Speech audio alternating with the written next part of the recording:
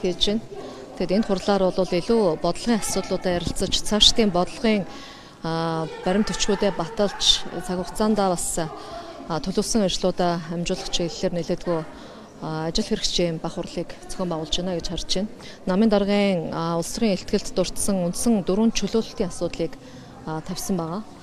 Ер нь бол төр засгийн бодлого шийдвэр ард иргэдтэй илүү их уян хатан төр засгийн аливаа дарамтаас иргэдийг чөлөөлөх бодлого хамгийн гол бодлогын концепц болж орж ирж байна. Эдийн засгийн хувь чөлөөлтийг хий, эрчим хүчний хувь чөлөөлтийг хий, ногоон чөлөөлтийг хий, авилга, албан тушаал энэ хүн суртлын асуудлаас чөлөөлтийг хийя гэсэн энэ үндсэн 4 бодлогын зорилт дэвшүүлж орж ирсэн бас өнөөдөр онцлог байлаа.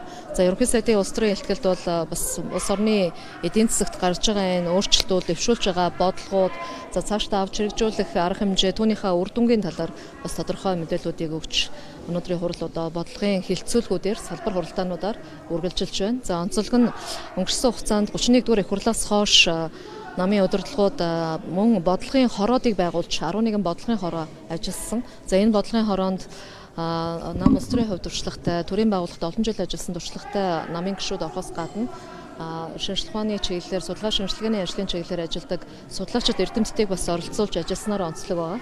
За энэ 11 бодлогын хороодын гаргасан тулгымдсан асуудлууд дээр өнөөдөр бас салбар хилцүүлгүүд өрнөд явж байна.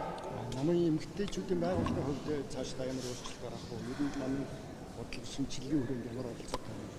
За Монгол Ардын намын дэрэгдэх эмэгтэйчүүдийн байгууллага сар шинийн өмнө өнгөрсөн 2 сарын 14-нд 8 дугаар ээлжид бус их хурлаа хийж дараагийнхаа баг бүрэлдэхүүний удирдлагууд томилогдохоос гадна дараагийн бодлого чиглэлээ тодорхойлсон. За энэ хурлаар миний хувьд ерөнхийлөгчөд нэр дэвшиж танилцуулга хийхдээ мөрийн хөтөлбөртөө 5 бодлогыг дэвшүүлсэн. За women буюу энэ эмэгтэйчүүд гэсэн, бүсгүйчүүд гэсэн энэ англи үгийн 5 төвчлөл дээр бол цаашид барих 5 бодлогоо дэвшүүлсэн. За энэ бодлогыг гаргахдаа бид бас өнөөдөр Монгол Ардын намын дэрэгдэх эмэгтэйчүүдийн байгууллага нийгэмд хэрхэн яаж хүлээн зөвшөөрөгдөж байгаа, намын гишүүдийнхаа дунд ямар үнэлэмжтэй байгаа гэдэг дээр бас намын дэрэгдэх стратеги темаараа судалгааны хүрээлэнгээр судалгаа хийлгэсэн. Энэ судалгааныхаа үр дүнд хэрэгцээ шаардлага тулгуурласан энэ бодлогыг гаргаж бас танилцуулсан байгаа. Нэгдүгürt бид нэр социал-демократ үзэлтэй эмэгтэй хүн гэдэг бол нийгэмд илүү их манлайлалыг үзүүлж ажиллая гэвэл өөрчлөлтийг өөрөөсөө эхлэх ёстой. Тийм учраас энэ нэгдүгürt бид нэр эрүүл оршихуйн асуудлыг хүндэд тавьж байгаа. За эмэгтэй хүн бол сэтгэл зүйн хувьд ч тэр, биеийн хувьд ч тэр эрүүл байж, гэр бүлээ эрүүл авч явж иж, үр хүүхдээ эрүүл өсгөж Монгол улс бас тусгаар тогтнолын аюулгүй байдалд үнэтэй хувь нэмрээ оруулах юм байна. Хоёрдугаарт энэ боломжийг нээхийн тулд хүн болгонд тэгш боломж оролцоог нээхийн тулд эмэгтэйчүүдийн академиараа дамжуулж эмэгтэйчүүдийн хөгжих боломжийн тэгш нээ. За гуравдугаарт нь их хүүхдийн асуудал буюу насархан эдийн засгийн асуудал дээр бас онцгой анхаарч ажиллая эмэгтэйчүүд бид. За их хүүхдийн асуудлаас гадна энэ насархан эдийн засгийн асуудал дээр бол олон талт асуудлыг бас авч үзэж болно. Нэг талдаа эдийн засгийн талаас нөгөө талдаа эмэгтэйчүүдийн нийгэмд арга гэртээ үүрч байгаа үүрэг хариуцлагын хүрээнд за мөн энтерпренеур гэдэг тал дээр бол эмэгтэйчүүдийг илүү бүтээлч, шинэлэг энэ санаачлаг гаргах, шинэ хандлага, шинэ санаачлагыг дэмжих энэ хандлагыг эмэгтэйчүүдэд дэмждэг байх энэ хандлагыг гаргаж дэвшүүлж бүтээлч сарна гэдэг хөтөлбөрийг улс орон даяар өрнүүлье гэдэг энэ бодлогыг гаргасан. За 5 дахь асуудал бол үндэсний үнэт зүйл буюу national values гэдэг энэ бодлого дээр бид бол бас Монгол улсын иргэн байгаагаараа хүн бүр бас бахархаж өв соёл үнэт зүйл уламжлалаа мэдэрч түүнийгээ үр хүүхдэд өвлүүлдэг хойч үедээ сургаж бас суулгадаг ийм байдлыг бол эмэгтэй хүн эхлэх ёстой маа гэдэг агуулгаар өөрчлөлтийг өөрөөсөө эхлэх үүднээс энэ 5 бодлогын өөрчлөлтийг оруулсан байгаа. За өчигдөрхөн бид намын бах хурлынхаа өмнө эмэгтэйчүүдийн байгууллага маань хуралдаж удирдах зөвлөлийнхөө анх дугаар хурлыг хийлээ. За анх дугаар хурлаараа 5 бодлогоо стратеги төлөвлөгөө болгох, энэ бодлогын хүрээнд хэрэгжүүлэх арга хэмжээнүүдийнхаа төлөвлөлтийг гаргаж баталсан байна. Намын даргын зүгээс бас амжилтыг нь хасах саналыг хяналтын ороор хөвүүлээд байна л дээ. Энэ дээр ер нь таны хувьд ямар байр суурь байгаа? Ер нь заалны уур амьсгал хэрэг байх шүү. За яг Монгол Ардын нам өөрөө дотроо бас ардчлалтай, нээлттэй, ил тод байдлыг эрхэмлэж түүнийг хэрэгжүүлдэг нам.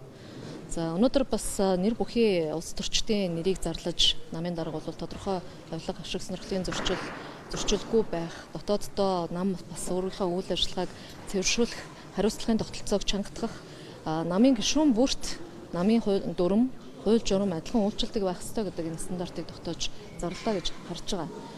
Өнөөдөр зарлагдсан нэр бүхий улс төрчид бол одоо бас нэлээд олон нийтэд танигдчихсан улс орны удирдлагын хэмжээнд авч явж байсан хүмүүсийн хувьд нийгэмд нэлээд хүрч явах шиг байна. Тэрнээс Монгол Ардын намын гишүүд өмнө нь орон нутагт ч тэгэхээр намын төвшөнд одоо төв намын төвшөнд ч тэр аливаа асуудалд холбогдсон намын гишүүдийг төтгөлцүүлдэг, чөлөөлдөг, за хяналтын орогоор асуудлыг авч хэлцдэг асуудлууд байсаар ч ирсэн.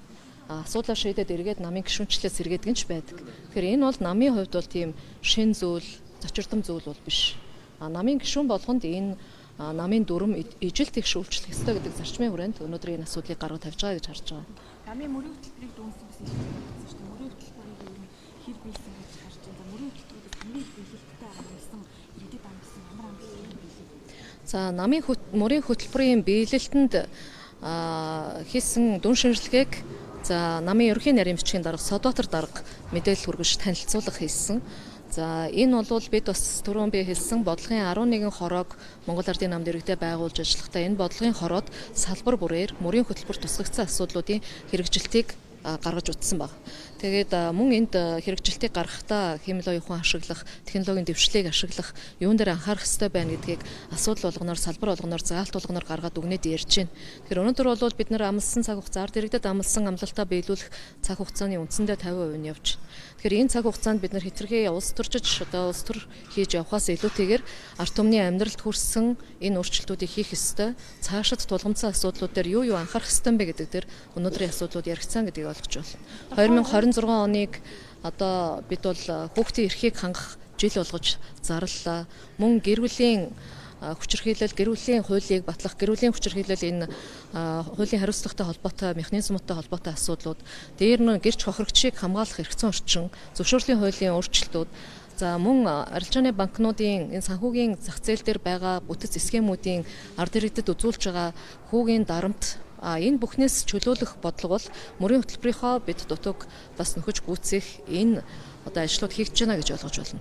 Хэрэгжилтийн явц дээр одоо 40% тань гэдэг мэдээллийг зарим гишүүд ийм тоо тодорхойд хэлсэн зүйл бий. За ер нь бол хэрэгжилт энэ чинь олон заалттай, олон зүйлтэй учраас хэрэгжилтийн хувь бол заалт тус бүр дээрээ л янз янз гарч ирж байгаа шүү дээ. Тухайлх юм бол эдийн засгийн асуудлыг тусгасан асуудлууд бол нийт мөрийн хөтөлбөрийн 35% жишээлбэл эзэлж байгаа жишээтэй.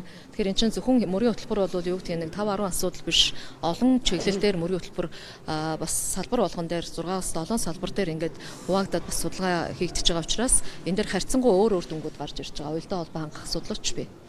За нөөцний хэрэгээр шалгуулж байгаа Мөнхбатыг яагаад байлгаад байгаа юм бэ? Адилхан бас хариуцлага яригдахгүй юм уу?